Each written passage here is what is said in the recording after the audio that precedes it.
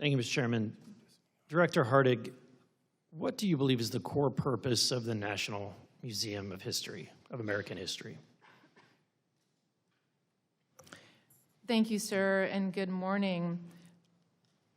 The beauty, I think, of the museum is to truly take the over 2 million objects we have, put What is the core purpose? scholarship around them, What is your mission? What's the core and purpose? to tell the richest story of America's past that we can. Our mission is to empower people to create a more just and compassionate future by preserving, sharing, and exploring the complexities of our past. Okay. In your 2024 presentation, you said the museum changed its mission in part to help people get out of the America, quote unquote, America First mentality. So my question is, what's specifically wrong about the American First mentality? So we changed the mission like most organizations and corporations do. When I came, that we had an expired strategic plan and we created a new mission. So is your contention that you just changed it because you just needed to change it under your direction? No, most directors. I'm asking specifically, you made the statement that you have to get out of the quote unquote America First mentality. What did you mean by that? I'm not sure which of my public appearances you're referring to, sir.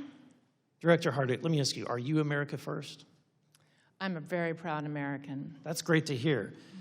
Do you love America? I love this country unconditionally. That's great to hear. At one point you stated that loving America is very complicated. Let me ask you this. Recently we had visitors from all over the globe for the World Cup. What I think is the common thread that we saw across all social media platforms was an astonishment and astonishment and amazement of things that preconceived ideas that they had about this country. Some of those preconceived ideas were that Americans were dangerous, that everywhere they would go, there would be shootings and people, all of the crime that would occur. There were preconceived notions that Americans were all hostile and xenophobic, that Americans were, that everyone is living in poverty unless you're rich. Do you think, after this happened, what do you think caused the rest of the world to believe all of these ills about the United States of America, these falsehoods about this country? The World Cup was truly remarkable in terms of how it brought everyone together. I'm unsure what they were using as their basis for those conclusions, sir. Well, some people are spreading false information about the United States, right? And you say you love this country, America's first. You proud of America's history?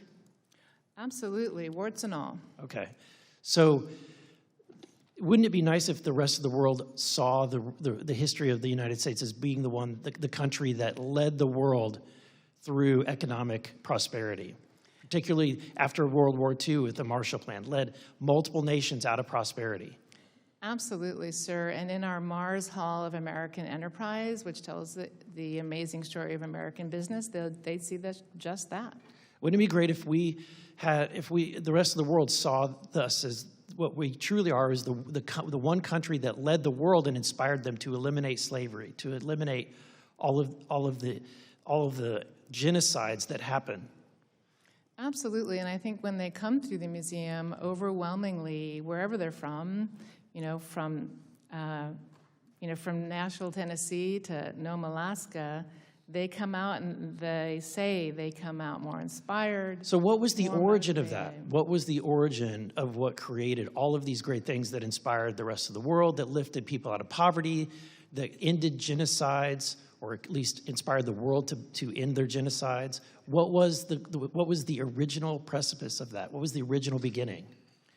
So the Revolutionary Era, of course, with its brilliant founding documents, with the Declaration of Independence, with those two soaring paragraphs. So I think that what we're trying to compel, what I'm trying to convey is that when the rest of the world is having a hard time with disinformation, there's enough negative things that are being said, you would think the one institution that would be trumpeting the great and wonderful things that this country has done especially at a time when we're celebrating the 250th anniversary of this country, would be to showcase that, to showcase our founders.